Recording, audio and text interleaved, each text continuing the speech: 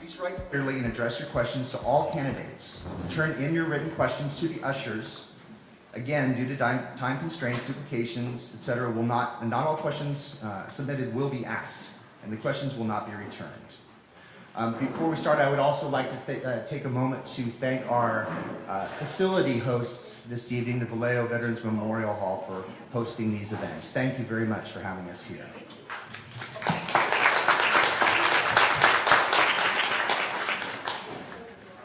So candidates have been set up in order of their last name.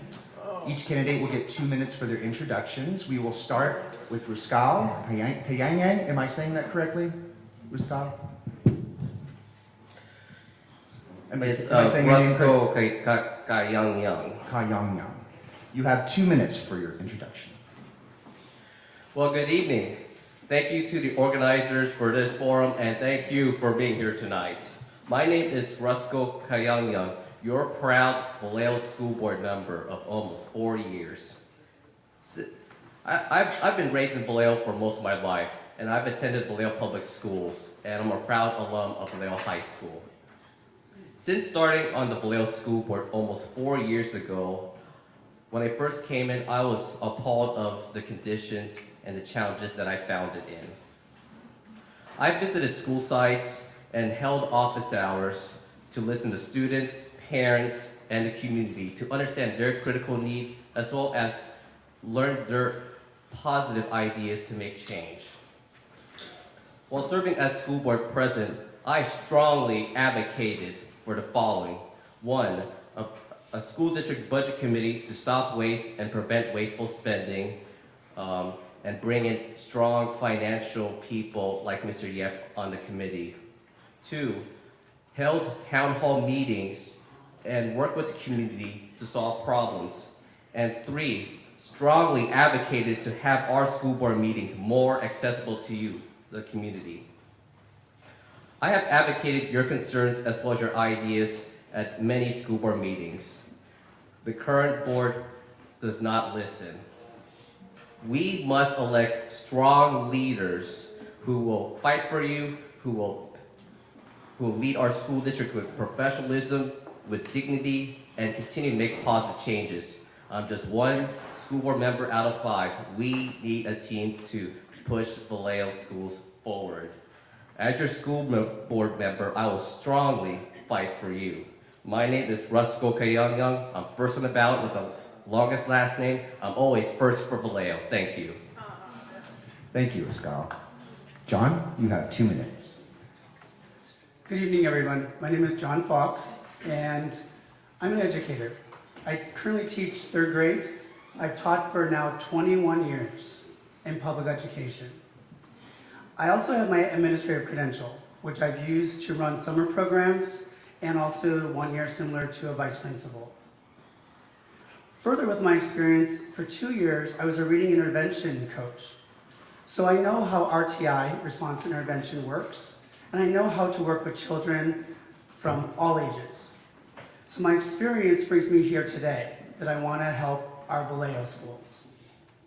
As a Vallejo resident for 18 years, I've been involved on 5 boards here in Vallejo. I'm currently on 4 boards here in Vallejo. Those 4 boards are all solvent. They all have a plus budget. I know how to run a budget. I know how to run a board. And most of those boards I've been vice chair or president.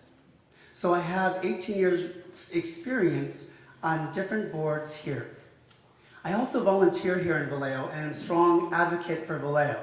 You'll see me at the Mad Hatter Parade, you'll see me 4th of July, you'll see me everywhere because that's where I've been for 18 years. I love Vallejo, and now I want to help the children be more successful here in Vallejo. As an advocate for children, I know how to work with the achievement gap because I do that with the diverse, low economic students that I've worked with now for 21 years. So with my foster children or all my students that I work with, I know how to build relationships, be positive, and love. So children respond to me because they see that and they know that in me. Our school board needs people that know how to work together, people that have the ability to build relationships and show respect to each other, and be a model for the children and other people here in Vallejo. Thank you very much. Thank you, John. Christy, you have 2 minutes.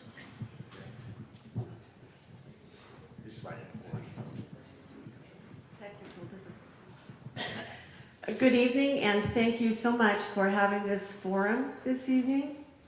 My name is Christy Gardner, and I started my education career 25 years ago here in this community as a classroom teacher at Vallejo High School.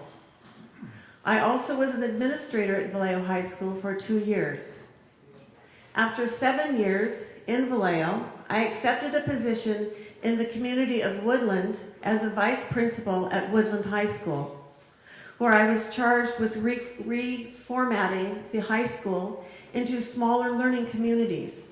We started with the freshmen and created 9th grade academies, so students had a more personalized relationship with their teachers, and teachers could plan together. I also worked on a grant that was received, and we formed career academies for the 10th through 12th graders. After I received my master's in educational leadership, I went to the state of California to the Department of Education and worked in 2 different units: the charter school division, where I worked as an authorizing agent and visited charter schools that had been authorized by the SBE to ensure that they were doing what they said they were going to do in their charter petitions. And I also worked in the Career Technical Education Unit, went on federal program monitoring visits, visited many schools that were doing great jobs, and made sure that the grant recipients were using their monies accordingly. I believe that Vallejo deserves and the children need a strong educational system here in Vallejo, and that is why I'm running for this position. Currently, there are areas of need in the district, and I will work tirelessly to identify all of the areas of need and make sure that there are action plans in place to focus on those needs. Thank you very much. Thank you, Christy. Tony, you have 2 minutes. Thank you. You don't mind if I stand up, this old principal thing. Look, I want to thank the Chamber for putting this on, and I especially want to thank all of you for coming out, because it shows me you have the same interest in education that I have. And let me share with you some of the travels I've had in education. Also working with Christy at Vallejo High, that was one of them. But I've been in education for 35 years. That's all I know, public education. I started in Sacramento for a few years, worked in Richmond for a couple of years, and been in Vallejo for the last 25 years. And actually been a resident of Vallejo for 30. I want to be on the board because we need to change the direction that we're going in education in Vallejo, and we also need to raise the level of student achievement in this district. We always talk about the negative of the district and what it doesn't do for our kids, but actually our district does a lot for many of our kids. We don't expose those kids to the public. They go on their way, they do what they have to do. Like I say, I worked in Vallejo for 25 years, worked at 9 different schools. Opened up Bethel, and I have some of my old Bethel parents here. I worked with Dale Kerstead to open up Wardlaw, director of student welfare and attendance for the district. Worked at the continuation school, which now is John Finney. Worked at the Expulsion School, which is now called VEA. And what I'm trying to say is this: I'm a person that brings real life education to a real life school district. And I hope to get on the board because we need to change the direction. We need to make a district that people run toward, not run away from. Thank you. Thank you, Tony. Brian, you have 2 minutes.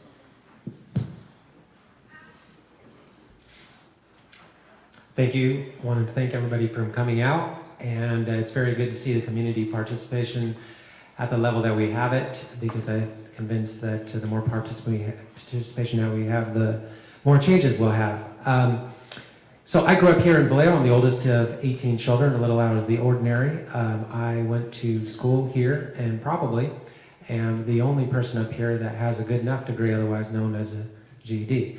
However, after that, I joined the Navy and I found out that stands for Never Again Volunteer Yourself. I'm joking. And I went through the nuclear field and saw schooling that was combined discipline and academic excellence, allowing some of the teenagers to operate on nuclear submarines around missiles that could do 80 times the damage of Hiroshima and Nagasaki. So it was quite an eye-opening experience. I came back to Vallejo, worked my way up and bought a company, sold the company, and I'm currently in insurance. However, my purpose for running for school board was because I was the oldest of 18 children. I have a great affinity and desire to help children. I see the state that the schools are in. Many of us are seeing them in a state that is worse than we've ever seen in our life. And so being able to step in and understand that Vallejo alone is not in this position. We actually have an opportunity to take the lead on changing some of these problems because much of the U.S. is in the exact same predicament that we're in. So recognizing how did we get here from 70, 80 years ago? What happened? What can we do to change it? How can we affect academic excellence and safety in the schools once more as we once had? And how can we affect the renaissance that will put Vallejo at the leader of the Golden State as she once was a while ago? Thank you, Ryan. Tony, you have 2 minutes. Thank you very much. Good evening, and thank you for inviting us here. My name is Tony Ubaldi. I'm a retired pastor and professor. I have served with the school board for 2 terms. The theme of my campaign this year is Be Future Ready. Being the incumbent, I guess I need to talk about the accomplishments since I have been elected to the school board. We are now, our graduation rate is a lot higher than when I came in. We had 55% graduation rate when I came in, and that was 11 years ago. And now we have a 72.3 graduation rate. We have greater financial stability. The positive reports from SCOE is very clear. Every time they get a report, they come back to us and say you have a positive condition. We have full service community schools. We have brought the community to the schools, to the community. Mental health would be a good example in a lot of after school programs. It's a safer schools. New leadership with new superintendent and chief financial officer are new. We are beginning to bring the trades back to the schools. I've been faced with having to cut the budget, and I made sure the cuts were away from the classroom and students. Future project. 65% of children entering grade school this year will end up working in careers that haven't even been invented yet. Google made that very clear to us. So recently, I responded by recommending to the school district developer that we develop, a computer science program. Steps are now being taken to initiate the program for the next year opening school. The computer science is to address the future workforce demands of our nation and the world, thus to be future ready. Thank you. Thank you, Tony. Alan, you have 2 minutes. Good evening, everyone, and thank you to the organizers and thank you to everyone else for attending this forum. Just a quick bio about me. My name is Alan Yap. I grew up in Vallejo. I attended Vallejo schools K-12. I graduated from Vallejo High School. I went away to college, graduating from UC Davis with a degree in economics. I began my finance career with an investment bank called Merrill Lynch, where I spent 10 years working in their finance group. I am currently the CFO of a private equity company. We restructure companies and invest in startups. I returned to Vallejo about 15 years ago to look after my aging parents. I met my wife, and we have 2 wonderful daughters. I'm also the VP from our homeowners association, and I coach my girls' volleyball team. When my wife and I started looking at Vallejo schools, I was appalled to see how much they had deteriorated from when I graduated from Vallejo High. I started attending board meetings, and through Mr. Kanyang, I now am a volunteer on the district's Budget Advisory Committee committee. This district is in serious financial trouble. I'm not sure what people know about this district, but we are currently facing a $13.1 million deficit. These are not my numbers. These are from this district's budget report. They only gave Vallejo a qualified opinion, which means they may meet their financial obligations for one of the next 3 years. We need to fix our financial house. If we do not fix our financial house, children will lose programs, schools will be closed. I care about the children. This is why I want the finances to be fixed, because I remember what happened in 2004 when the district went to the state. Thank you very much.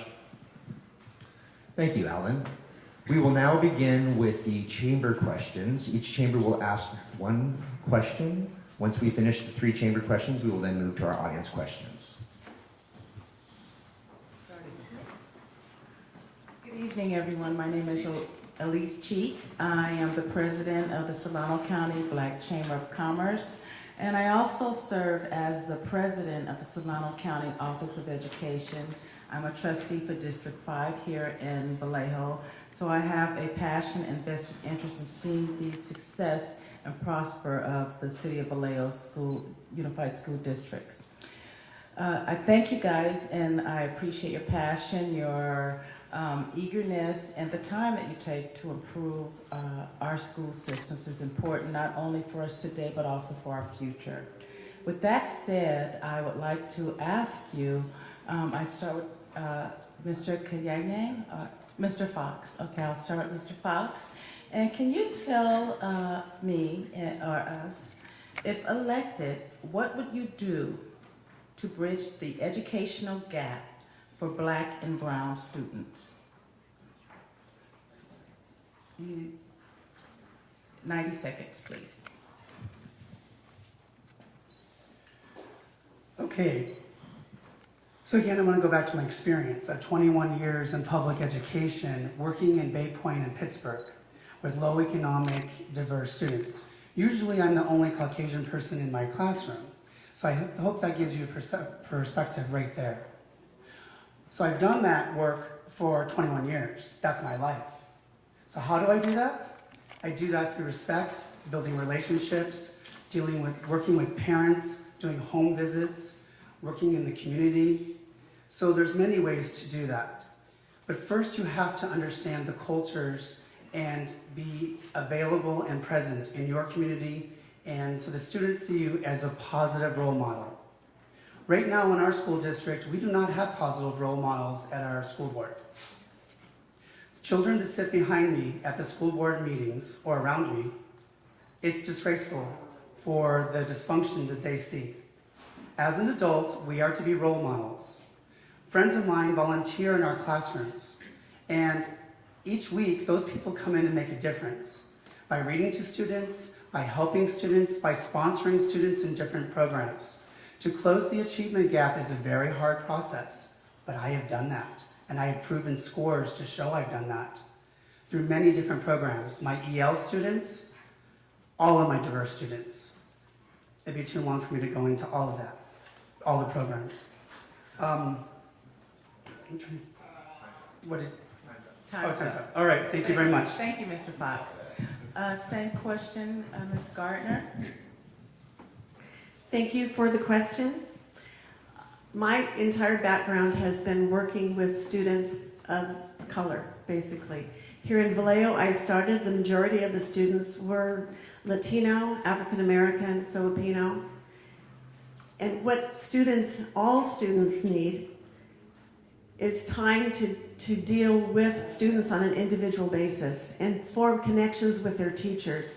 One of the things that we actually did in Vallejo when I was here before is we recruited teachers from the Philippines to address the Asian community. When I was in Woodland, we had a large Hispanic population, and we recruited teachers, Latino teachers, to come in the schools. And we had our principal at one time was Latino, and he formed groups with kids that were in gangs. We had a very large gang problem in the community of Woodland at that time. So it's identifying the needs of specific groups and then working with community members to bring in resources from the community and the district to put in place programs that can connect with these kids and connect them with schooling activities.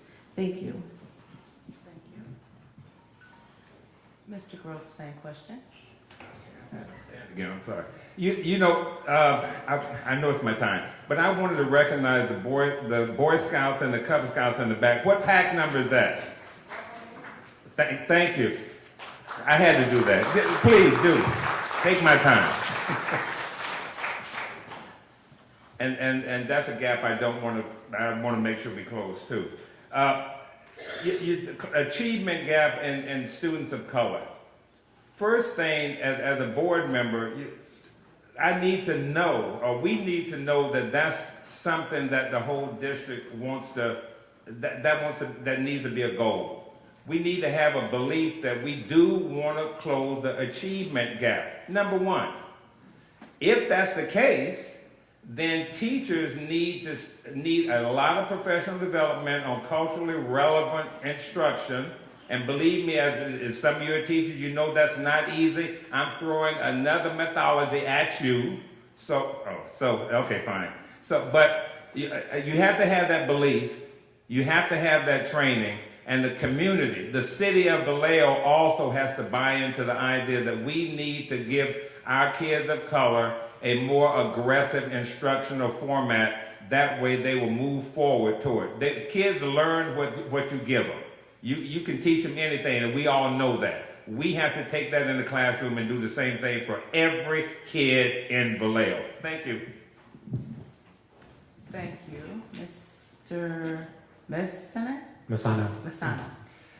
So this is a very explosive question, and we have a minute and a half, which is not nearly enough to cover it.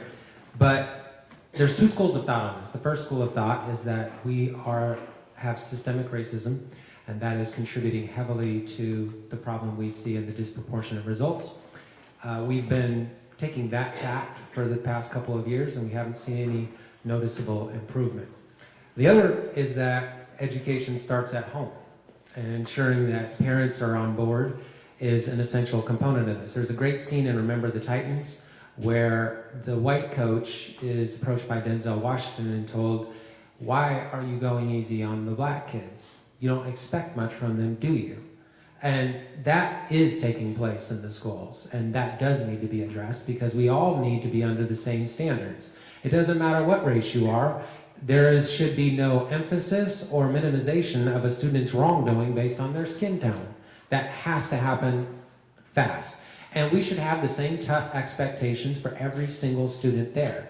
They will live up to those expectations, and we do them a severe injustice when we make a victim of them and teach them throughout life that they're going to be a victim. That is wrong, and a stop needs to be put to that. Thank you. Dr. Obaldi. Thank you so much, Ms. Cheek. When I came on board 7 years ago, my marching order to the past superintendent was reduce the achievement gap between the Hispanic and African American. That was my marching order. A year ago, this figure is from Jesse Bethel, and the Hispanic started out at 40% graduation, and they ended up 82%. 50% for African American, and they ended up 72%. That is Jesse Bethel. Hiring sensitive teachers, culturally sensitive teachers, are very, very important. Creating cultural climate that is positive for learning, that should begin with the school board. It isn't happening there, so we need to improve that. Support programs that are successful. A good example is Willie B. Atkins program. That is one of the best models we can create, and we ought to duplicate that. Duplicate that for Latinos, and hopefully we will have something positive for the Latino community. Right now, the African Americans are doing an excellent job in creating supportive community for African American students. Thank you. Thank you. And Mr. Yeh.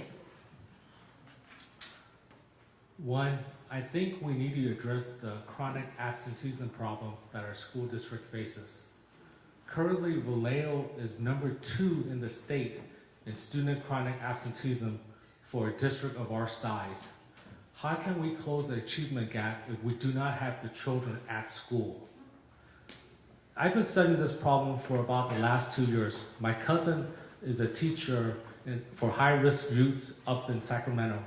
And one of the things that she advised me was we have to get to the children earlier and earlier. There's an old adage, children learn to read before 3rd grade, and after 3rd grade, they're reading to learn. So we have to promote programs like TK, pre-kindergarten, and identify students who are falling behind before 3rd grade. After 3rd grade, for the middle school and high school children, what we have to do is use programs like response to intervention. Some of the charter schools use this, where children who are behind in 7th, 8th, 9th, 10th grade, the last period of every day is used to get those children caught up. Thank you. Thank you. Mr. Gall? Thank you. As a former student of the school district, especially a former English learner student, I understand the challenges our students face day to day, and that's why I visit school sites to understand what's going on.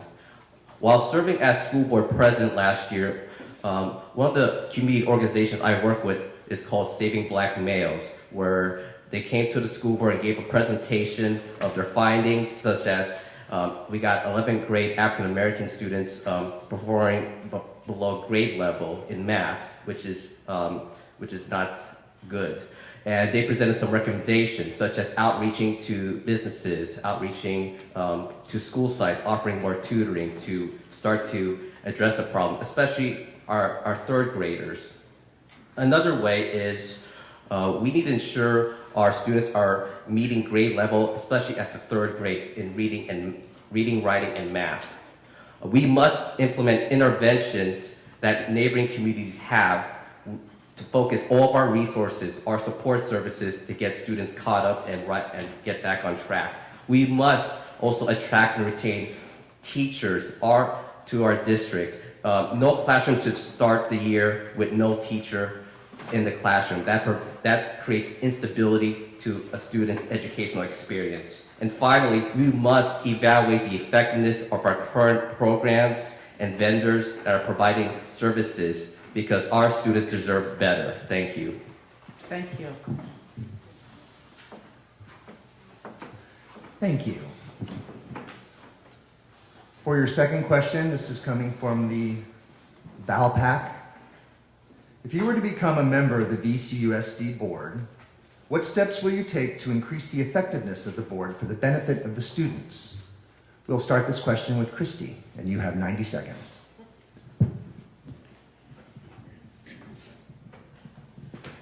Thank you. Thank you for the question.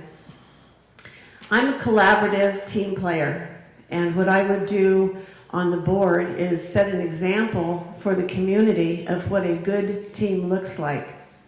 I believe in cooperation and working with one another to come to effective solutions.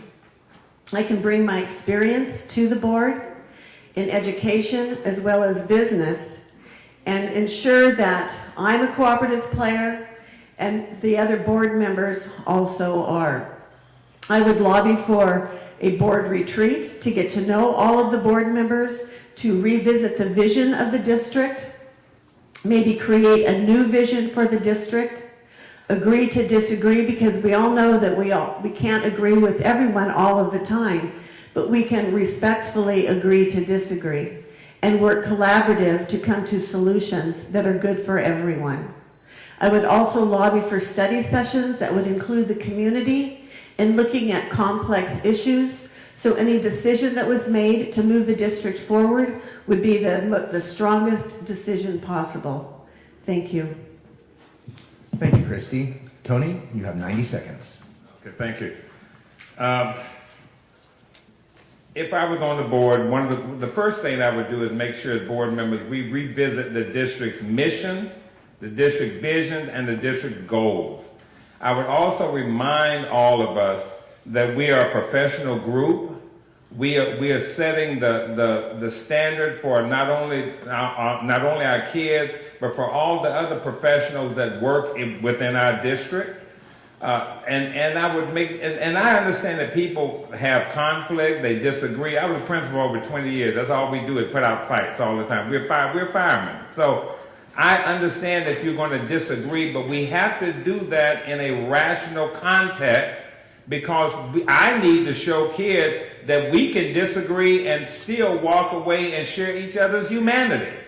I am ashamed as a former employee of the district when I go to board meetings and hear all the gobbledygook, but nothing is said about student achievement.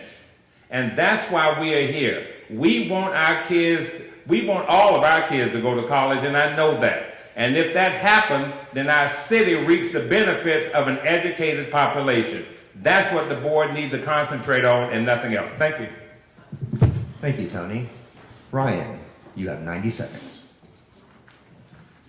So definitely there needs to be an environment that's conducive for ideas to be expressed strongly, yet professionally and respectfully.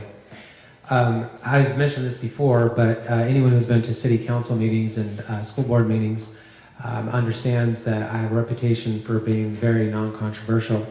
And with that experience that I have, it has given me insight into exactly how to address situations that do arise. So I heard one time that when someone wanted to be successful, they said double your failure rate. I think I've made great strides in that area. However, there's a story after the Civil War. A woman came up to Abraham Lincoln and asked him why he was such a disgrace, what he had to say for himself about letting all the Southern generals go free, and why didn't he do anything to them? And Lincoln said, Madam, do I not destroy my enemies when I make them my friends? And I think with that enemy, we are going to differ on things. However, we can do so in a way that ends well. The other one was, there was another general in the Civil War who was approached and told that someone else had all these bad things to say about him. And they said, what do you think about him? So I think he's a fine man. Then they told him again what they say, what do you think about him? He said, well, I didn't say, you didn't ask me what I thought of him, what he thought of me, you asked me what I thought of him. And it's possible to think well of people who do not think well of us. Thank you, Ryan. Tony, you have 90 seconds. I'm a board member of the California School Board Association, and we are the one who creates and presents the best practices for all our school trustees. There are 5,000 trustees that we oversee to give and learn and expose them to the best practices. We had a retreat here 2 years ago, and our consultant became threatened because one of the board members didn't feel that the consultant knew enough. And here is someone who came in to help us out. And this person even raised ruckus at the CSBA office, saying that we should fire that person. So we cannot use that type of treatment. We need to respect and honor one another. We ought to create the best practices we can have. There's nothing wrong with respect and honor. And lastly, we should have a little bit more joy in what we're doing. We have angers, unresolved angers, just surfacing left and right. The distrust that permeates the community. So what I ask of you is, please, when you vote for the new trustees, look for someone who knows and has experience and can contribute the spirit of joy. Thank you. Thank you, Tony. Alan, you have 90 seconds. Thank you. As we all know, there is currently a basic lack of decorum and politeness amongst the trustees. We see it at the various board meetings, we see it on video. You may not agree with one another, but you have to be civil. I would be embarrassed if my children attended any of these meetings. I think one thing we all forget is that the school district and the board of trustees are here to serve the children and the community, not the other way around. Personal vendettas, conflicts need to be settled outside the boardroom. I think we all need to have an open mind and agree to a basic code of conduct. I've offered to mediate resolution meetings with the warring factions. They have basically said no to me. Again, we are here to help educate the children of our community, not to yell at each other. You don't have to like me, but remember, we are all elected by the citizens of Vallejo to fix this school district. Thank you. Thank you, Alan. Ruscal, you have 90 seconds. While serving as school board president and having served on the board for almost 4 years, when I first came in, I even recognized the lack of decorum. And that was one of my first goals when I started as school board president in December 2016, is to restore stability and try to get a control of the meetings so that our meetings are positive force in the community. One of the ways I did is at the beginning of each school board meeting as president, I would read the meeting norms and rules to remind everyone to be professional as well as participate in the process. And ever since I left that role, for the last 9 months of this year, it's just been negative leadership, and many policies and procedures have not been upheld. And since we have a new change in leadership with the president, that's starting to get back to stability. We need to elect board members who will uphold our board bylaws as well as our governance structures. I serve on the governance committee to set up much needed structure to try to restore decorum, not just for current boards, but also the future boards. I agree with Ms. Gardner. We need to hold study sessions and goal setting meetings with the public because we want to hear from you.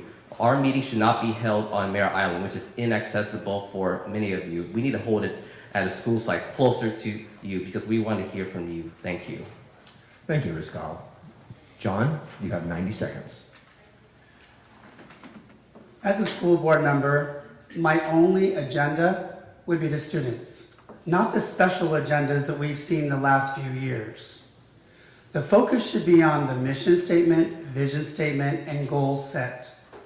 As a teacher, I am responsible for teaching standards to students every single day, for years. I understand how to measure standards and how to implement programs. People need to work together. With my third graders who are 8 and 9 years old, I work with problem-solving skills every single day. Our school board members need those problem-solving skills.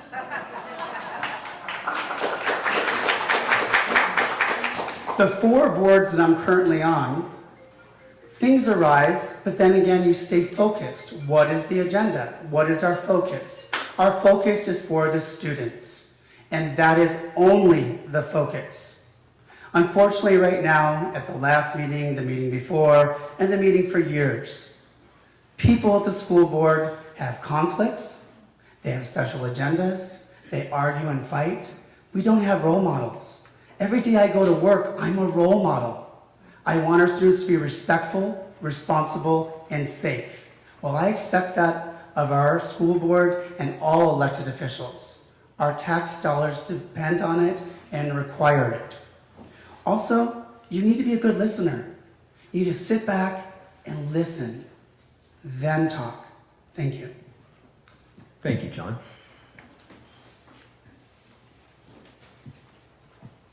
Good evening. My name is Itlali Flores Cepeda. I am the new president for the Solano Hispanic Chamber of Commerce, and I want to thank every one of you for taking the time and coming over to let us know your ideas.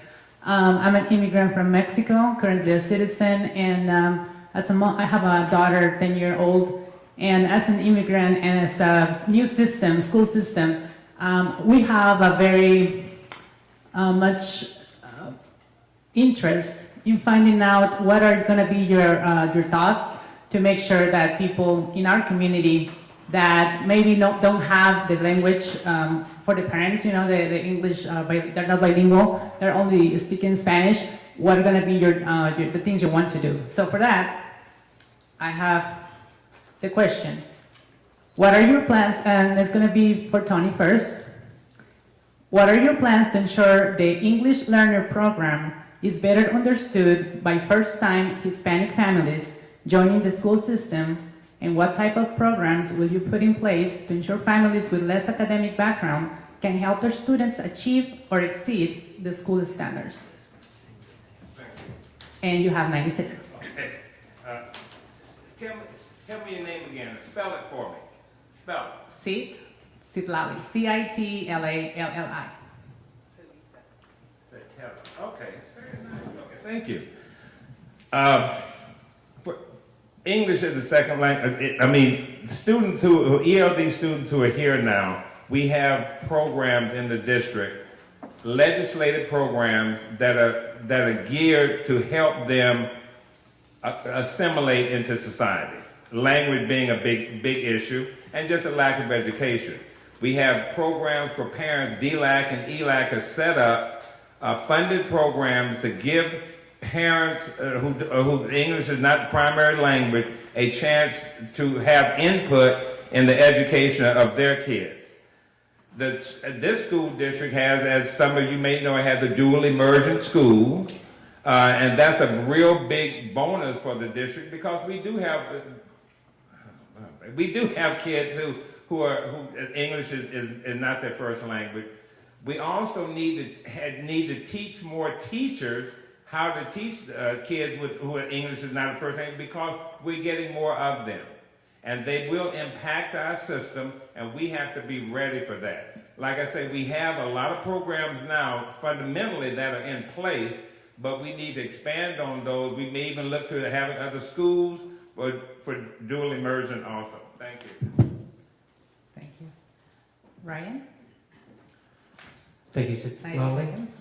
And that is a good question because I think one of the ties that binds us together, all as Americans, is the language. It's English, it's our heritage. And to be able to read is an extremely important thing that is something that we all have a right to do, to assume the opportunities that are available for all. It's an exercise. So, like lifting weights, it's going to be something that's going to be done over time. I personally participated in the library's literacy program where we aid people learning English as a second language to assume the language. So there are encouraging participation in the community from community members is going to be key, but also in the schools, putting a special emphasis on ensuring that all of our children are reading at grade level, no matter their background. So whatever special efforts need to be done to implement that, it has to be done because if they cannot master that, we are leaving them impaired, and that's just simply not going to be acceptable. Because what this will be able to do is, with reading, is you're able to open up the mind of people to go all over the world virtually from your own living room. And that's just a skill that is too precious to bypass. And frankly, never mind English as a second language, but our schools are doing a very poor job of teaching English and reading to those who have it as a first language. So that needs to be addressed as well. That's all. Thank you. And Tony, before you start answering, I just want to clarify that this question is in regards to what are you going to do to ensure that we as families understand the program so that we know that it's available, we understand it, and then what are you going to do to let us know that it exists? That's a very good clarification. That's very helpful.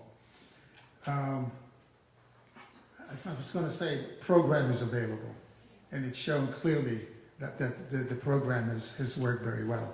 My wife and I entertained two of her former students when they were in third grade. One of them now is in college, and we had a nice visit with them this afternoon. They're both come from a Latino family. So the program is successful. What is missing is a greater dialogue between the home and the classroom. That we need greater opportunity for parents to have greater orientation and understanding what programs that are available. And Tony Gross is very clear. The DLAC and parent groups need to be supported and strengthened. And hopefully we will have greater encouragement. One of the things that I've noticed also is when parents show up, when there's food, they show up. So perhaps we should have more food available and refreshments. Thank you. Thank you, Danny. Alan, you have 90 seconds. Thank you. I think one of the issues that we have to concentrate on is that we need to hire more bilingual teachers in our classroom, in our district. Currently, Vallejo High School does not even have a Spanish teacher, is what I'm being told. Secondly, if we look at the district, we need to do a better job of reaching out to the Latino community. My next door neighbor, who just moved in from Mexico, had a very difficult time navigating the school district. She didn't understand our rules, our laws, and she basically got lost in the Byzantine rules of this district. She took her brother, who speaks both English and Spanish very well, to translate. I've heard that at these various DLAC and ELAC meetings, sometimes a translator was not present, or sometimes these meetings were canceled at the last minute. When I was in New York City, one of my training partners volunteered at a public school. And what he found out was that many of these parents work 1, 2, or 3 jobs. How did he reach out to them? What he did was he ensured that the meeting times for school activities varied throughout the week and on the weekend. He sent email notices, he called the parents and spoke to them in Spanish. So I think, one, we have to do a better job of reaching out to this community. Thank you. Thank you, Alan. And Russ, 90 seconds. When I was school board president last year, I worked with the community to on a piece of legislation to recognize our school district as a safe haven, because our students, especially Hispanic students, should feel safe and should not be, as well as our families, and should not be afraid of what's going on with the federal government. That's the first step. And to take it even further, what we need to do is we need to ensure each school site, every classroom has a qualified teacher and qualified staff who are also bilingual. I also received that concern from a Spanish teacher at Vallejo High School that there was one classroom vacant without a Spanish teacher. That should not be happening at all. And we need to hire more paraeducators, assistants, interpreters into our district to bridge the gap between our students, our families, and the district. And to do that, this district spends almost $16 million on consultants every year. If we could cut consultant costs and invest it in our classroom, in our employees, we could attract and retain good bilingual employees of diverse backgrounds, because I'm proud to be from Vallejo, the most diverse city in this nation. Thank you. Thank you. John, you have 90 seconds. I worked with ELD students again for 21 years. My first 6 years, I worked at a school called Shore Acres in Bay Point. The school is a bilingual school. I am not bilingual. I taught English-only classes, but my colleagues, I got used to programs and curriculum that was bilingual. To engage parents and let them know, you need to have all correspondence in multiple languages. You need to have your newsletter in multiple languages. You need to have your phone calls that go out in multiple languages. You have to have someone in the office when someone calls to be able to speak to the parents. You need to have parent education nights where parents can come and learn the curriculum that you have.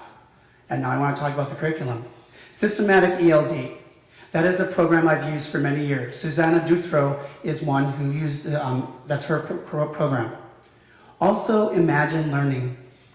Our district a few months ago was going to cut Imagine Learning. They weren't willing, the board, to continue it. I got up and spoke of the powers. Imagine Learning teaches our EL second language students in their home language. This summer, I taught summer school to EL students. One girl was a beginner from Vietnam, another from Mexico. This program talks to them in their home language, and they understand and progress in levels in English, but the directions in their home language. I've used this program for years, and I'm proud by many of us talking to the district, they are going to continue to use Imagine Learning to reach our EL students. Mina Diaz has a Centro. The Central here in Vallejo helps reach our Hispanic students. It's very important to bridge that gap and have everyone included. Thank you. Thank you, John. Christy, 90 seconds. Thank you for the question. One of the things that my former district did in Woodland is we had many parent workshops And we had education for our parents so that they could learn what their students were learning. We had a Latina woman who would come, and she actually was a school district employee who was in charge of our learning center and would work with parents so that they could understand the whole process of enrolling their kids. Active ELAC councils on site to include the parents, to encourage them. So if, in addition to interpreters, we need interpreters at all conferences. I know that my son-in-law, whose family is from Mexico, he always had to be the interpreter at any of his meetings with his teachers. We need to hire interpreters at the district level that are at each meeting when parents come in so that they can get a better understanding and not infringe upon children, their own children. There are many things that we can do. We need to make sure that all of our teachers are certified, that they are certified in EL strategies, so that when they're teaching the children, they're using the right strategies in the process. And then the parents coming in, include them in the curriculum, include them on campus, make them feel as if the campus is part of their home as well. Thank you. Thank you. Thank you. So we will now move on to the audience questions. Before I do so, I was given a notice that there is a blue Toyota with California license plate 7CQV517. Your hazards are on if you're parked in front of the building and you drive a blue Toyota. Please go either shut your lights off or drive away. Thank you. Thank you, James. So now we're going to start asking questions from the community. And the first question that we have is going to be to Ryan. And you have 90 seconds to answer it. And here's the question. A statewide survey released last week of 254 California cities ranked Vallejo School 252. How can Vallejo attract and retain families with school-aged children when the Vallejo City Unified School District has such a poor reputation? What will you do in your tenure to change this perception? Thank you for your question. And that is shocking that our school district is performing so poorly. I did hear a number of references to the fact that our graduation rates have improved. But what I did not hear is the fact that we have graduates who are going into the community. 70% of them cannot do math and English at the 12th grade level. It's completely unacceptable. How they're graduating, I don't know. Why they're graduating, I don't know. But with that low of a performance score, what needs to happen is we need to get back to the basics that always have worked. Math, English, science, history, civics, those need to be taught. We need to, Ruskell mentioned the 16 million that are going to consultants. I can't see a clear relationship between our performance and these consultants. So if they could justify why they deserve that money, that would be nice, but otherwise we need to cut that. But reading, I mean, the other thing is we have to teach critical thinking. We have plenty of people who are incapable of being able to take differing views and come to a reasonable conclusion. Right now, when asked to list 6 news sources from both sides, many people can't do it, and that's a shame. And if we can't do it as an adult, how are we going to teach our kids to do that? So reading and math, those are the hallmarks and the fundamentals, and we need to get back to the basics to where kids know our history. They learn to love America. We are the greatest nation on earth, and that needs to be emphasized. Thank you. I just want to reiterate the question because I want to make sure we're clear about what we're asking here. It's due to the poor reputation that Vallejo City Unified School District currently has. What will you do specifically to draw in more families with children to Vallejo City Unified School Districts? One of the first things that I think we should do is that we ourselves as a community need to be very clear about the school itself. The city is very divided, the community is very divided about the perception of the school. If you keep putting down the school, that's what people will believe. People don't like to listen to positive things. And so we need to be thinking about the critical things that's happening. And this has been going on for at least 8 years. And now we have a superintendent who's trying to change the culture, helping it to be more constructive, respecting the staff, respecting the parents, and honoring the students. We need to begin with ourselves. We cannot just say, accuse one another of what's going on, but rather talk about the positive things. And there are many, many positive things that are taking place.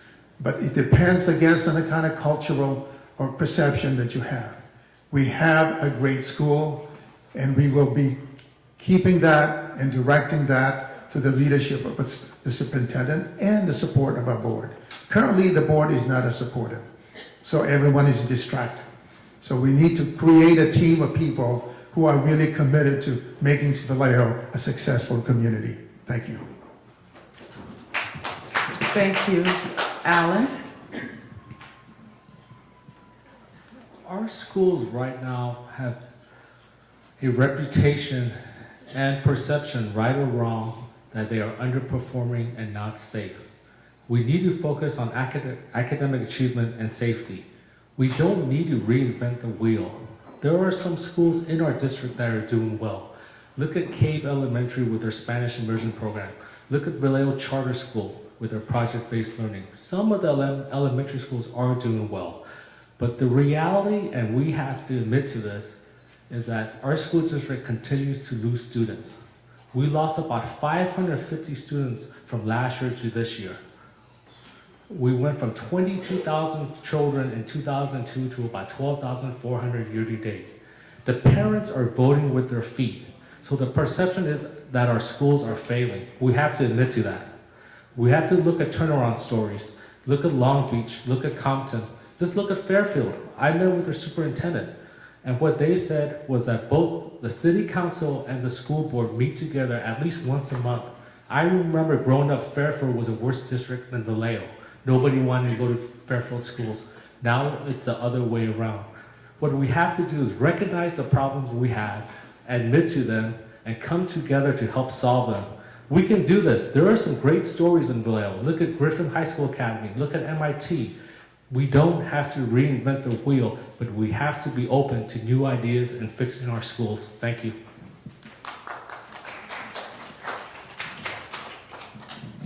Pascal? When you look at the data for the last almost 20 years, we used to be a school district of 20,000 students, and the city in the year 2000 was around 105,000. Right now, we're a city of 120,000, and our student enrollment is down to 12,000. We lost 8,000 students in the last almost 20 years. And according to a recent poll that was done earlier this year, 6 out of 10 voters who are also parents do not send their kids here. We can change this. What we need to do is we need to fix the issues of safety, attracting and retaining employees, as well as academic achievement and attendance. We need to ensure our students and employees feel safe. Whenever problems occur, we have to ensure they're well supported. In terms of academics, connecting to attracting and retaining employees, when we could cut our consulting costs, because I have a track record of bullying down wasteful spending, because I recognize we can invest in our employees, we can attract and retain good employees, make sure they're well supported. That'll create stability in the classroom and bring families back. We also need to address our attendance problems. Vallejo is the second highest in chronic absenteeism. We need to identify ways such as hiring truancy staffers to help students get to school on time, because it affects their academic achievement, it affects the overall success of our students and our community. Thank you. John? Okay, this two-part question. The low rank that Vallejo has, and how do we get families attracted to our schools to bring their children to our schools? First, we all need to be positive. We need to look and see what is working in our schools currently. Focus what's working, then look at what's not working and how can we improve that. Since I work with data all the time and standards, You look at where you're at, and from there, you set goals and benchmarks. We have a dashboard system that our schools are ranked on every year. Let's look and see where Vallejo is not doing well on the dashboard and where we need to improve that. Because when you move into a community, that's what people look at. They look at the dashboard to see, oh, well, how are the kids performing in Vallejo? So if the dashboard says our EL students are doing low, they're in the orange, which they are, then that's a concern. How are we addressing that? Our LCAT money is addressing that. Different programs are addressing that. You need to show people that you are addressing the issues. And again, in a positive way. You're not bashing programs or discrediting students that why things are not working. You have to be positive and lift up our students. We are one of the most diverse cities in the nation. So if you ask a family to move here, I'd say that's the reason you should move here, because of our diversity. Do we have low economic or do we have things we struggle with? Of course we do, but that's not special to Vallejo. Again, stay positive, work on what's working, and keep building on our data. Thank you. Thank you. Christy, please, 90 seconds. Thank you. I think we do need to remain positive, but we also need to be realistic. We're at the bottom. Our achievement levels are at the bottom in the state, and we need to identify what those problems are and work to improve the achievement levels in this district. Many people are leaving the district because of safety issues. That's another area that we need to look at. One of the areas that covers both are hiring teachers. We started the year out with 20 fewer teachers than we needed. If we had teachers in every one of our classrooms that were credentialed and could help the kids in their classroom, safety starts in the classroom and it permeates throughout the campus. So teachers, hiring the appropriate teachers will help the achievement levels. And then identify the needs of the district, identify the weaknesses of the district, figure out or put together an action plan, and then make sure that you are working that action plan every single day, using benchmarks, formative and summative assessments to ensure that our students are learning, and hopefully the safety will improve when there are teachers in the classroom and families will start coming back to the district. Thank you. Thank you. Ralph.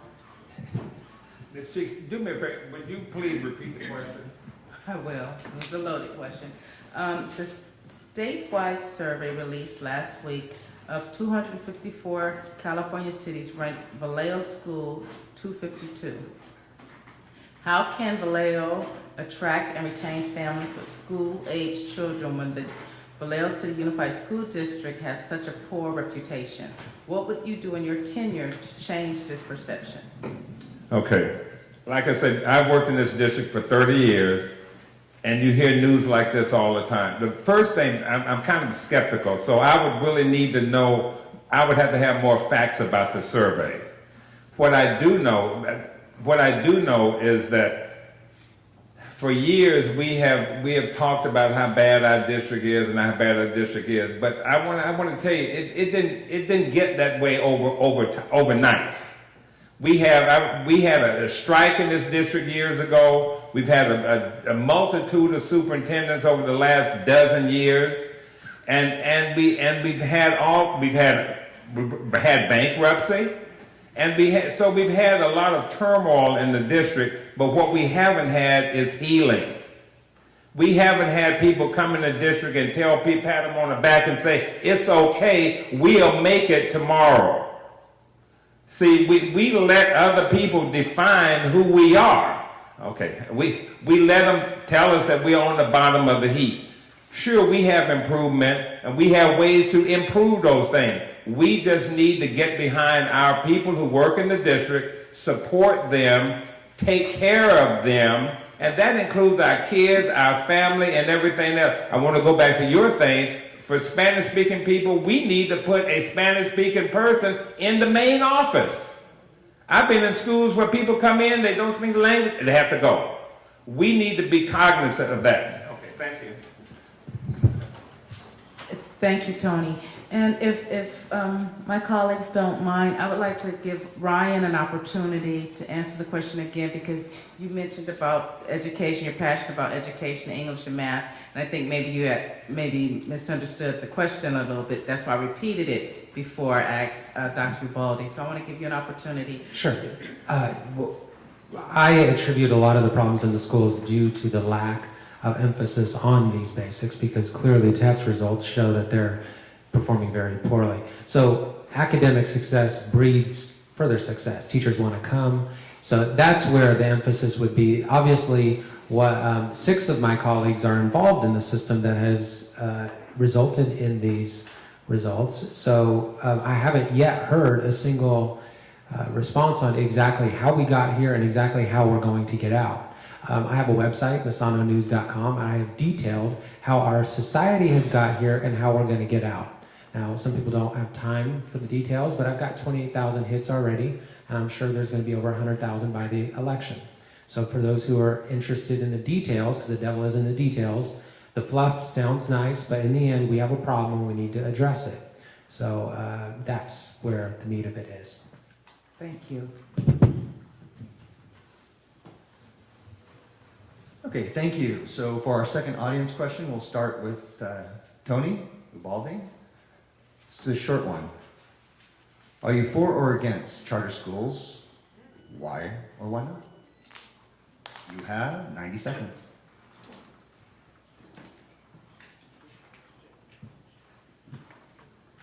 I am not in any way supportive of the charter schools because I think they have threatened the basic foundation of public education and the democratic community that we have. They're very selective about the people that they receive in schools. Many of them do not want to have foster kids, disabled kids, and it undermines our public education. I am not in any way supportive of it because, again, it threatens our public education, the diversity of public education. And the other reality also, it's a form of escapism. They're not concentrating on what's best for their kids, except they're thinking about safety. That's not enough to have complete, adequate learning. Learning with all diverse community is one of the best ways you can grow and understand the contribution of the community that we live in. Thank you. Thank you, Tony. Alan, you have 90 seconds. Charter schools are not the problem. The question everybody should be asking is, why are Vallejo schools so poorly managed that parents are seeking to go elsewhere? Parents are homeschooling their kids. Please. Parents are homeschooling their kids, taking them out of district, taking them to private parochial schools. The charter schools are not taking all our students. Let's be honest here. Charter schools have been around since 1992. I do support charter schools. It provides a valuable alternative to our low-performing schools. I think Vallejo would have lost a lot more families if it weren't for the charter schools. In my line of work, competition is good. I think every parent in this community should seek out the best education he or she can for his child. As a parent, that's what I would do. That's what I recommend other parents to do. I've spoken to many engaged parents throughout this community. They keep saying, Alan, we are hungry for good schools. VCUSD is not an impoverished school district.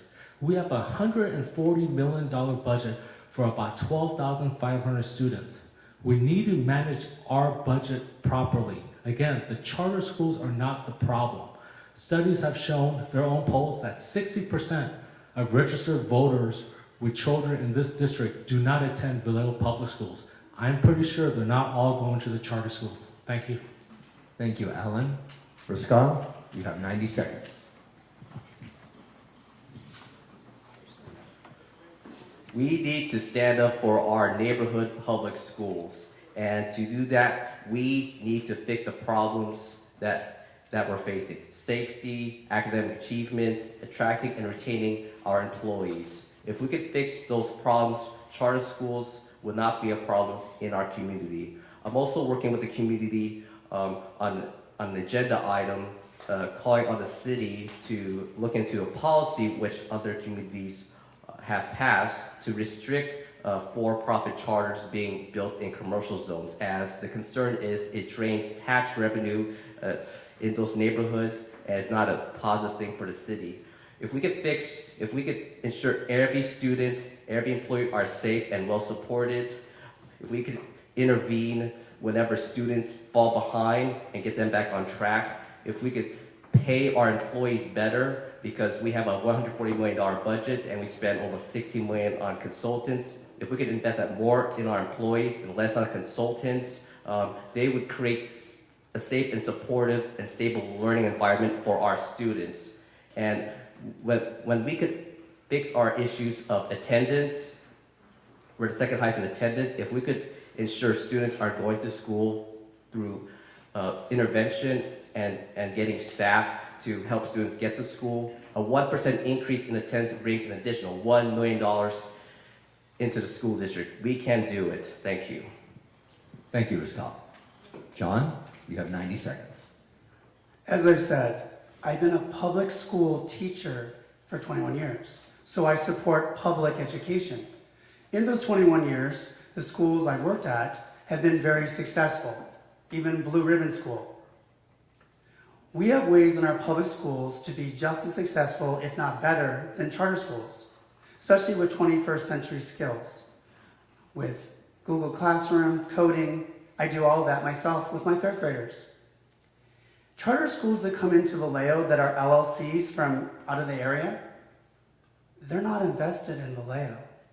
They're invested in making money off of our children of Vallejo. I do not believe in making money off children. I believe our tax dollars go to programs to educate our children. The attendance money that's taken away to charters is causing less programs, less things that we can do with our tax dollars for our public schools. We just denied at the county level rocket ship a few weeks ago. I was very happy to hear that. Again, an outside LLC. They have no investment in Vallejo, no connections. They're not going to better Vallejo. They're going to better their pocketbooks. We have another charter school that may come in, $10 million off the bat. And charter schools also take away the diversity. So if they pull certain groups of kids out of our schools, well, if we're the best diverse city around, we won't be that diverse anymore because they'll be skimming kids off of our system. Thank you. Thank you, John. Christy, you have 90 seconds. Thank you. I believe the question was, do I agree with charter schools or support charter schools? Let me reread the question. Are you for or against charter schools? Yes or no, and why? I'm charter school neutral. I'm for good schools, good public schools. And there are many charter schools out there that are good public schools. There are also many charter schools out there that are poor public schools and should be closed. If a good charter came through the district, and I'm on the board, and if it would benefit the Vallejo children in any way, I would support opening that school. And as the authorizer of that school, Vallejo Unified can make sure that in the 5-year term that they have, that they are saying what they're going to do, or they're doing what they say they're going to do in their charter. And if they're not, Vallejo can then take action against that school and close it down. We're in this for all of the kids. And if a charter school is going to fit some children and better educate them, then I'm all for that school. Chances are the vast majority of charter petitions that I read at the state were poor charter schools and would not do that. However, I'm for good schools, good public schools. Charter schools are public schools, and if one comes into the district that's good, I would support it. If it is a bad petition and would be bad for our students, there's no way. Thank you. Thank you, Christy. Tony, you have 90 seconds. Okay, yeah, real quickly. I do not support independent charter schools. But I would, going back to what John was saying, I would like to leverage, though, the reasoning behind them. If a charter school can come into Vallejo and take 200 or 300 kids, I would like to know what are they doing that I'm not doing as a public school? And I would look at that, and because we can accommodate, and we should accommodate every student in this city, no matter what their needs are, what their talents are, what their gift is. We can do that. And again, if we have to look at what we're missing and try to fulfill that, then that's part of educating ourselves to educate our kids. So no, independent charter schools I am not a favor of, but I definitely think it would be a good idea to leverage the philosophy behind this alleged need and to see if we can fill it as a public school entity. Thank you. Thank you, Tony. Ryan, you have 90 seconds. Thank you, James. With the charter schools, I tend to be neutral as well. I think that parents do have the right to send their kids to the schools that they wish to send their kids to, provided that those schools meet the criteria of educating the kids the way they need to be. Back in 1912, they have an exam online for 8th grade exam. And what they have is these kids knew English, civics, history, and math better than today's college graduates did. This was the year before we had an income tax, so we didn't pay a dime of our money for this, and yet we had fantastic results. So we have to ask ourselves, what happened? How do we go from there to here, and how can we get back there? Because I don't think anyone in this room has a problem with getting an absolutely fantastic education for the smallest amount of money that we reasonably need to spend. Anyone who's a wise person would agree with that statement. So we have to ask, how did he get there? Also, too, we're going to have to ask some serious questions about some of the times who's opposing the charter schools. And, you know, sometimes there's some fantastic people working for the unions and for the NEA, but you know what? There are some times that they need to be stood up to. And I haven't really heard many people willing to do that, to have a spine and a backbone. And when the times come, and they will come, when there needs to be stands made, those need to be made in the interest of the children and the community. And you can't have a wimpy milquetoast up here who's just going to simply wilt every single time a decision comes to their desk. Thank you, Ryan. All right. The question is going to be starting with Ellen, and is, what is your position on Measure S? Do you support or not, and why? And you have 90 seconds. Thank you. Do our infrastructure need the money? Yes. Does the district have the proper people, procedures, and processes in place to handle the money? No. Currently, I do not support Measure S. We are still paying back $58 million from the 1997 bond. Furthermore, the district received $103 million from the new developments in East Vallejo, and in that $103 million, there was $60 million in 2004 that the district received from the state bailout. We have a $140 million budget for 12,500 students. We need to budget properly. The school district still has 3 or 4 underutilized school sites. Grant Elementary stays boarded up and closed up. We could either sell the property or develop it, provide housing for teachers, provide housing for homeless students. We have the money, we just have to budget it properly. Furthermore, if you look at this Measure S, $194 million will end up costing almost $600 million in 30 years. There are senior citizens living on a fixed income in this city. Do you want to see their property taxes increase? I know certain parts of Vallejo, especially in East Vallejo, who are already paying $1,500 to $2,000 a year in additional taxes. The school district needs to manage its money properly first and prove to us that they can manage money. Thank you. All right. Thank you, Ellen. Russell, I have 90 seconds.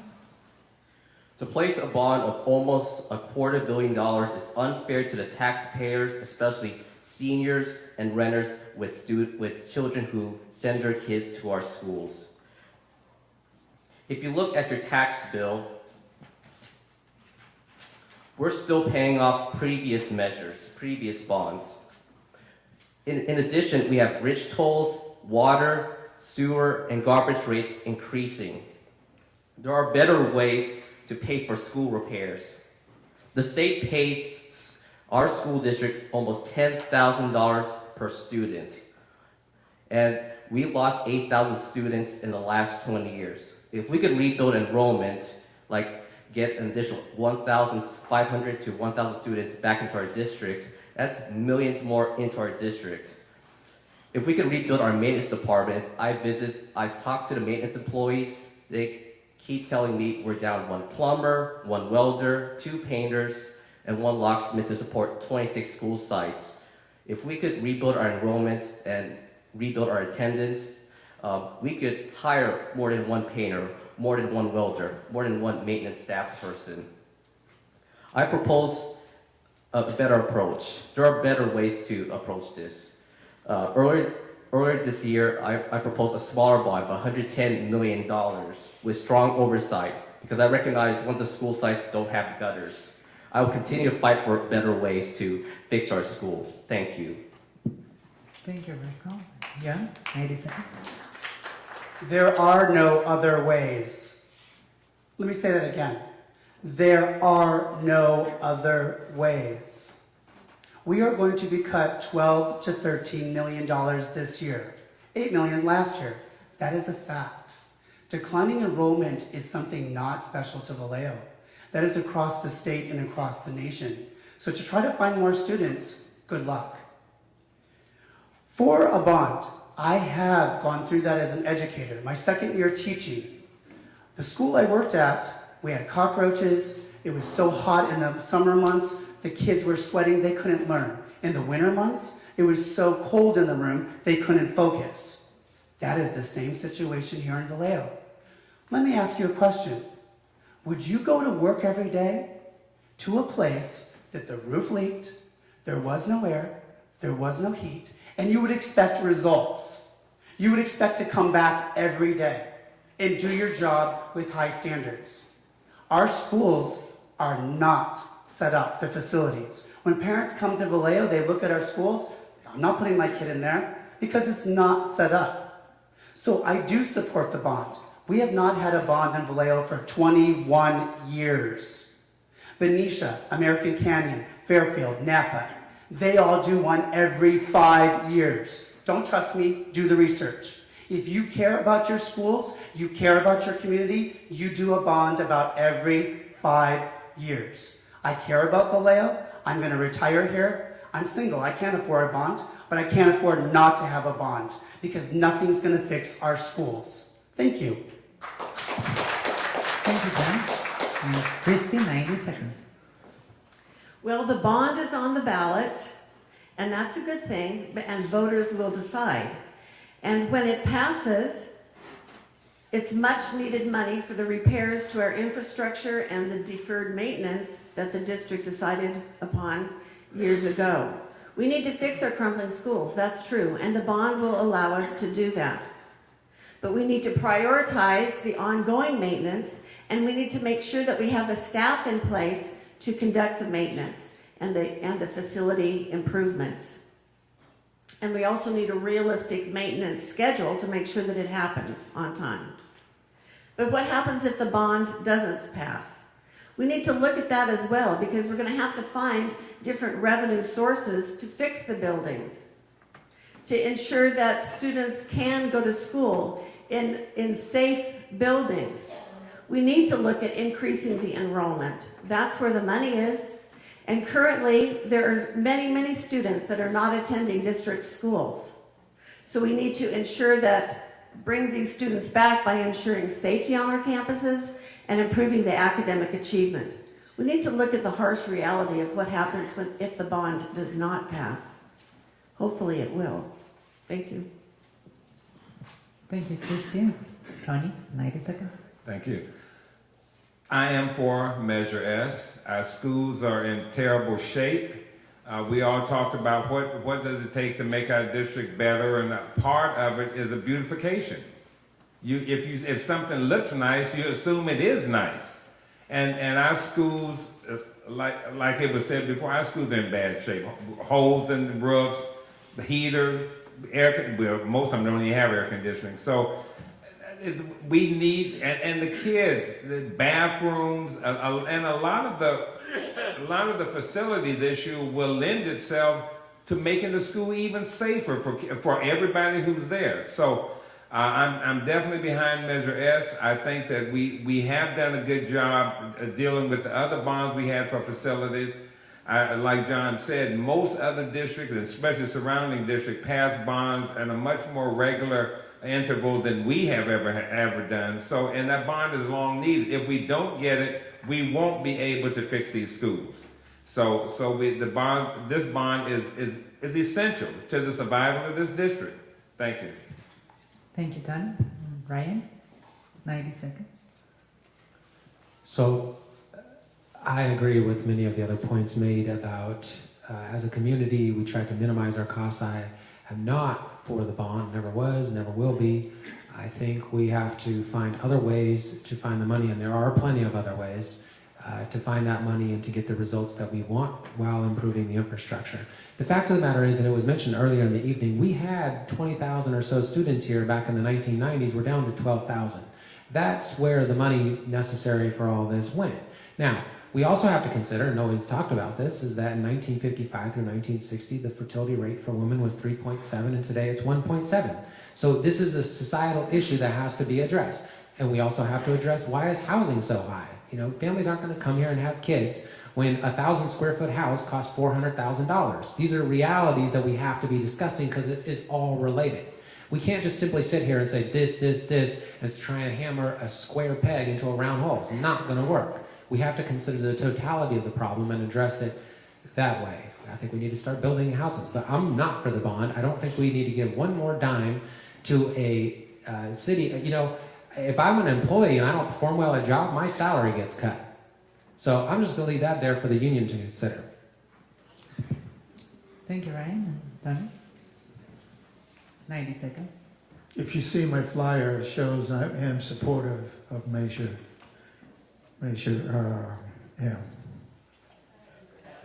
S, excuse me. I happen to be the president of the Oversight Committee of Measure A. We had $133 million. At the end of it, we ended up having a total of 180. Another $50 million came because of the matching fund. So therefore, we will do the same. We may have $200 million now. By the end of that, we may end up having another $50 million, $100 million, because that money is a foundation for other monies from the state to come. We will multiply what we have. Can you imagine 21 years of not doing anything with your home? Think about that. No modernization, no renovation, 21 years. Look at also the impact that this money, this bond can do for the economy of this community. If you want the economy of this community to raise, we need to do something like that. And if we don't have the bond money, where would we take the money? Where would it come from? From the pockets of our teachers, from the pocket of our classified people. Where else would it come from? So therefore, it's important that we raise the money to make our community safer and conducive for learning. Thank you.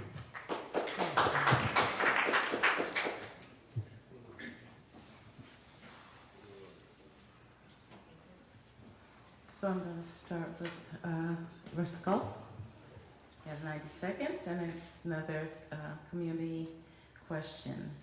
What is the single biggest issue facing Vallejo?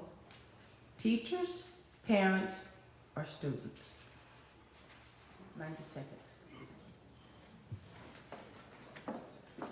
What our students face on a day-to-day basis, as mentioned by Ms. Gardner, is starting the school year off with 20 teachers short district-wide. That should not be happening to any student as well as any parent, because I've held office hours with many parents and employees, and they have told me their classroom does not have a teacher. They have revolving subs. They have made the decision to pull their student out of the district because they believe they want permanent teachers. So we need to attract and retain good employees. And to do that, we need to improve their compensation and benefits. If we could cut consultant costs, because we spent almost $16 million, as well as improve our attendance and enrollment rates, which will bring in millions more into the district. We can pay them better and hire the not just bilingual, but also trilingual employees, as well as interpreters and assistants. We can also ensure our students are safe and supported. Whenever issues happen in the classroom, we need to back up our teachers and staff to ensure it does not hurt a student or anyone else. We need to also help our students academically by implementing best practices of intervention that other communities are implementing to ensure our students get back on track. And finally, we need to implement positive programs like more dual immersion programs. Thank you. Thank you. John, same question. First, the school board needs to get their act together and be positive and start working towards the students and focus on the students. Now let's talk about the three groups you're talking about. What's the single issue for teachers? I feel the single issue for teachers is they need to be respected. They need to be able to do their job. They need to work in a facility, like I talked in the last answer, that doesn't have a leaking roof, that has the have-back working, that's supported with programs, that are given professional development, that are giving resources to work with our diverse students and diverse student needs. There's many issues our teachers need, but another one is community support. Our teachers need our community support to help them in the classroom, to support them, to sponsor students. Now let's go to parents. Single issue for parents. To be involved, to feel part of the school, to feel part of the process, to be included in the process. So having parent nights to educate and to include on how to do homework, how to be part of the PTA, the site committee, the ELAC, stuff like that. As far as the student, the main important issue. Students want to feel positive. Right now, the community and others cut them down. They feel the negativity. They don't want to perform when they're cut down all the time. You need to prop them up. Tell them what's working, what is successful. They want to be included and respected. Thank you. Christy. There are issues in each one of those areas, and I think that we can start with the teachers. We need qualified teachers in every one of our classrooms the first day of school. If we had qualified teachers the first day of school in all of our classrooms, then the campuses would be more safe. Safety starts in the classroom. Teachers would feel safe because they would be supported by one another. We need to also support teachers in their training and make sure that they have the staff development required for them to remain in the district. Students are going to feel safe when they know that their classroom is safe and that their teacher is respectful of them. Students will do the work for teachers that like them and they like. It's very important to have a good relationship with your students. So students will respect the teacher will respect the students. Parents need to be on campuses as much as possible, and they need to be encouraged to be on campus. There are many programs out there that support parents being on campus, which actually makes the campus safer because students don't like to misbehave when there are other parents available or on campus. So all three are interconnected, and I don't think that we can have a positive school climate without connecting students with teachers and teachers with parents. They're interconnected, they'll always be interconnected, and we need all of them for a positive school climate. Thank you. Thank you. Al? Read me again what the question is, please. What is the single biggest issue facing Vallejo and teachers, parents, and students? The single biggest issue facing Vallejo. Vallejo's teachers? Okay, because Vallejo is okay. I think the single biggest issue facing teachers is the work environment. I think that I think class sizes are large. Again, we talked about the dilapidated facilities they have. And also I think teachers need to have more of a sense of empowerment. They need to know that their word counts for something. The teachers make a lot of good suggestions. A lot of them feel that it goes on deaf ears.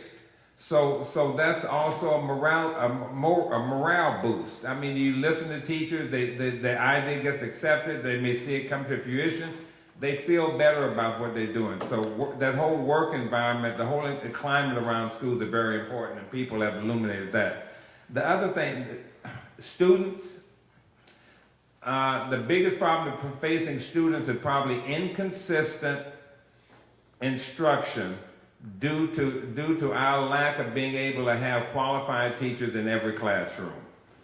That's a real big problem in Vallejo, and people have talked about the missing teachers and this and that. That's something we have to work on. That inconsistent, high-quality instruction is detrimental. And the parents, the district needs to completely show parents that they need parents to run a school district. Parents are just essential to running a school district as a textbook. Okay, thank you. Ryan? Thank you. And I have an unabashed opinion that this problem is the community's and the parents. It's not the kid's fault. It's not the teacher's fault. Discipline starts at home. Everything starts at home. When that kid leaves the home, they don't leave home an angel and come to school and turn into a devil. That's not what happens.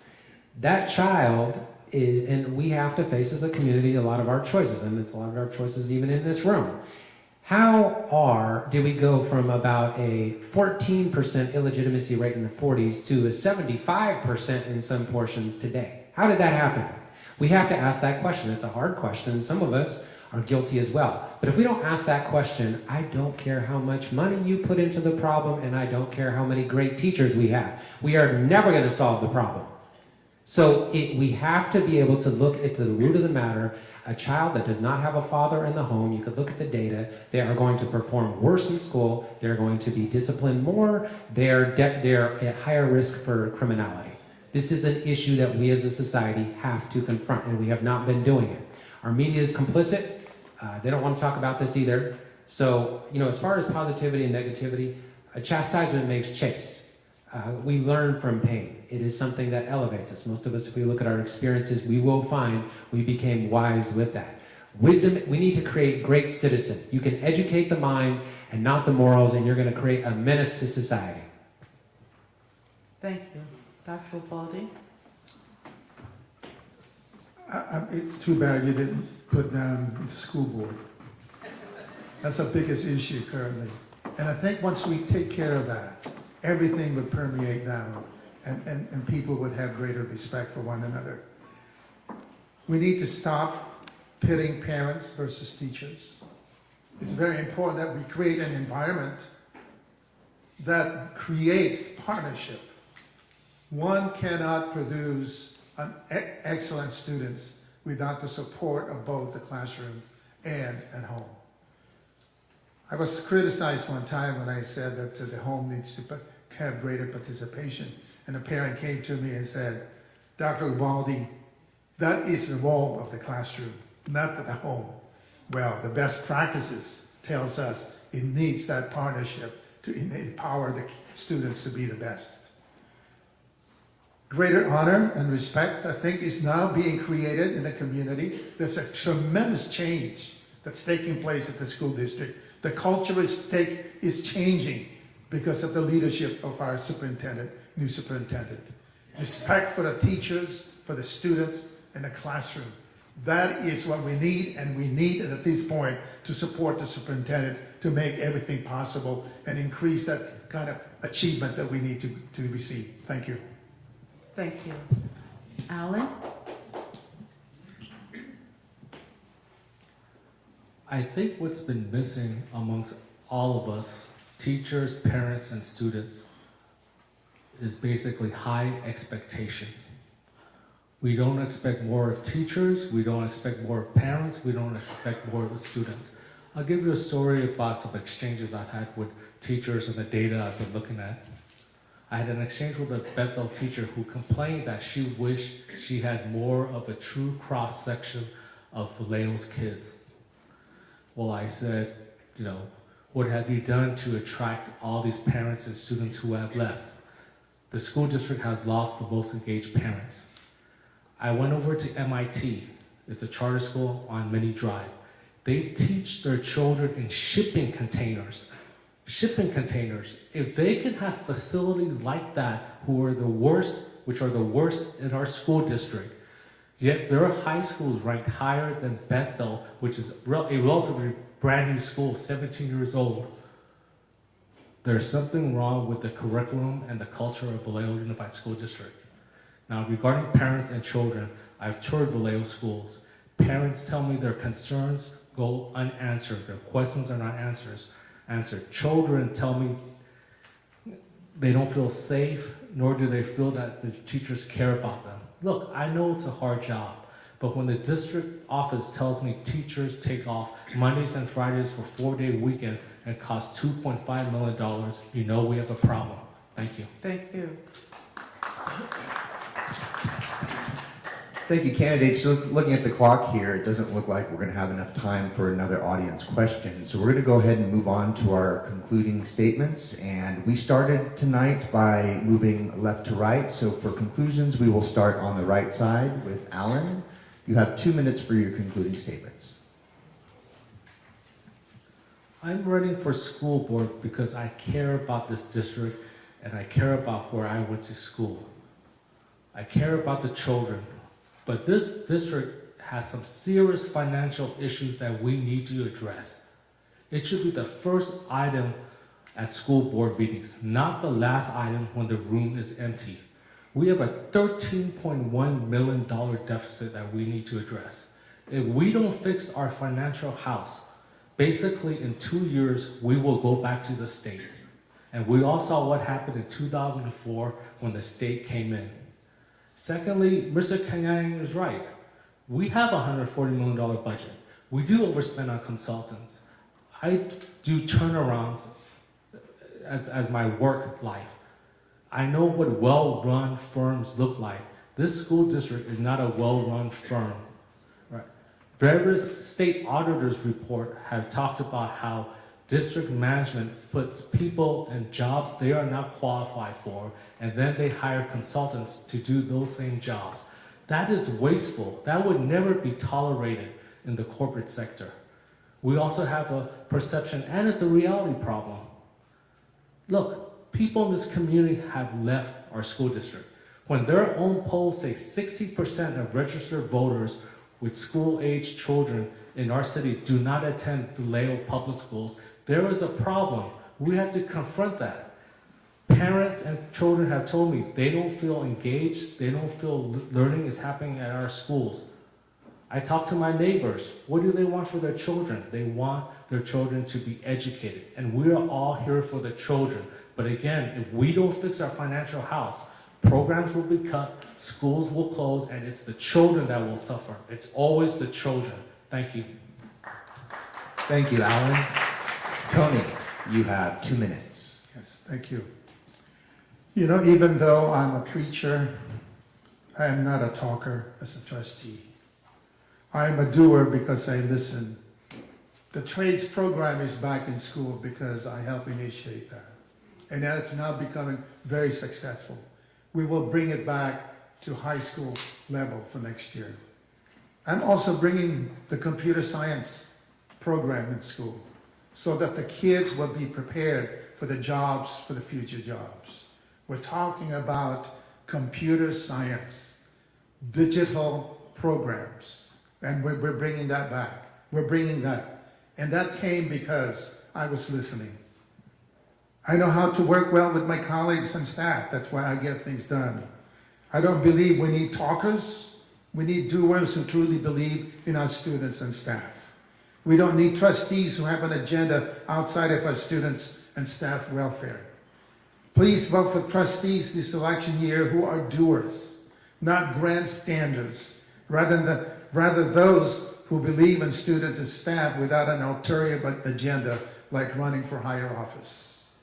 Please vote for trustees who have joy in their hearts so we can celebrate the successes and celebrate our students and the work that our teachers have done for our students, and not all the negativity and put downs of our school community. Thank you for having us this evening. My name is Tony Ubaldi. I need your help. Please return me to the school board. Thank you and good night. Thank you, Tony. Ryan, you have 2 minutes. Thank you, James. And I did want to add that we have many excellent parents and teachers in the community, and they need to be recognized as well. I think too much is said about the problems, which surely do exist, but there are excellent performers that need to be recognized as well. I am running because I do care about the students, because I see the outcome, because I'm a visionary, because I see the short-term and the long-term success. I'm not just dealing with day-to-day choices that may result in whatever. A chess master can look at a board and plan 10 moves ahead. They can recognize by the lessons from history that are never going to change what are the right choices for today that will give us the better results centuries from now. So we have to ask, do we want short-term or long-term results? We also have to consider technology in our schools. Why is it that the tech titans don't give their kids cell phones and computers? Why is that? We have to ask ourselves this. We have to look at successful parents who have succeeded in adversity. Ben Carson's mom, how is she able to raise a successful son in an inner city project and turn out so well? How did that happen? We have to ask ourselves these questions. When we're evaluating candidates, we can't go on what they look like, what they sound like, what their sign looks like. We got to look at the details that they've planned out for what the future's going to look like. If they have no details, we're going to do the definition of insanity, which is to keep doing the same thing and expect different results, and it's not going to happen.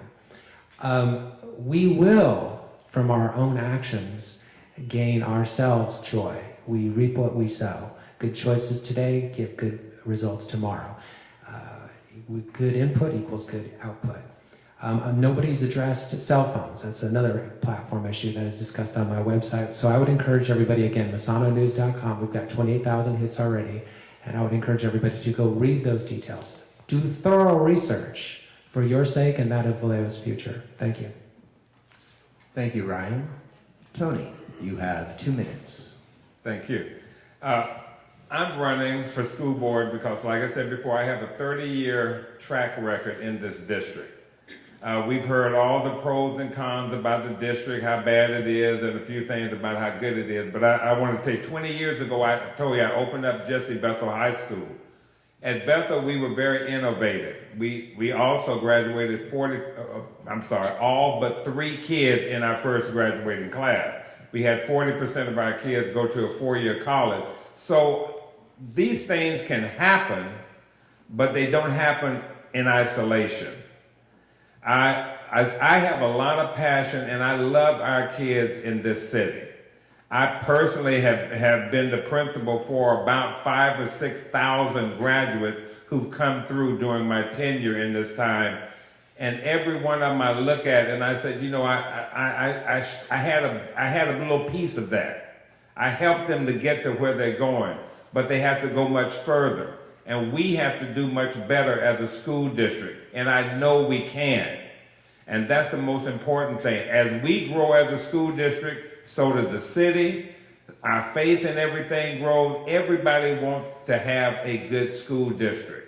It should be a God-given right, but we all want that. And Vallejo has had that. And we can get back to that again. All it takes is a concerted effort from all stakeholders, you included, city council, from the mayor all the way, everybody in the city has to share the same vision that we want Vallejo City Unified School District to be the best district in the state of California. If we want it and we work at it, it can become it. Thank you. And again, please vote for me for school board because I want to make the district the best in the country also. Thank you, Tony. Christy, you have 2 minutes. Thank you. As a community member, I want our schools to be wonderful learning environments for our children. But I'm concerned with the district. We have many areas that need immediate attention. And as a board member, I would focus on 3 areas: enrollment, safety, and academic achievement. There are currently 23,000 school-aged children in this community. And yet Vallejo Unified only serves 12,400 of them. Where are the children? Why aren't they coming to schools? Many parents and community members tell me that it's for safety reasons. That's another issue we need to look at. And yet we started the district out this year with 20 fewer teachers than we need. Teachers are the heart of safety. Teachers are the heart of education. Safety starts in the classroom. We need teachers in our classrooms day one. Academic achievement. We're at the lowest level in the state. Our graduation rates are close to the lowest in the state. We need to work to improve those. I've looked at the local accountability plan and I see no action plan to address these important issues. We want our kids to go to school in a warm environment, a learning environment that's conducive to learning, with qualified teachers that feel safe in their surroundings, with parents on campus, a community. We need a community. I'm running for board because I believe I have the skills necessary to bring our community together. I would be honored for your vote. Thank you. Thank you, Christy. John, you have 2 minutes. For over 2 decades, I've been a daily advocate for our students. As a school board member, I will listen and work with the community. I feel we need to work with our local businesses and all community organizations to help sponsor our students and our schools. Doing it together, our students will change the perspective of the negative view that we have of our schools. I've told you about the boards I'm on. Working on those boards, I have proven records of working on boards. I've told you about working with the different aspects of the community, the same thing. I can work and bridge that gap. I can listen and be a positive role model, not just for students, but in the community. We need to change the perspective for all of us to be role models and to volunteer and help our schools. I currently use 21st century skills. Each day, my 3rd graders work on Google Classroom and coding.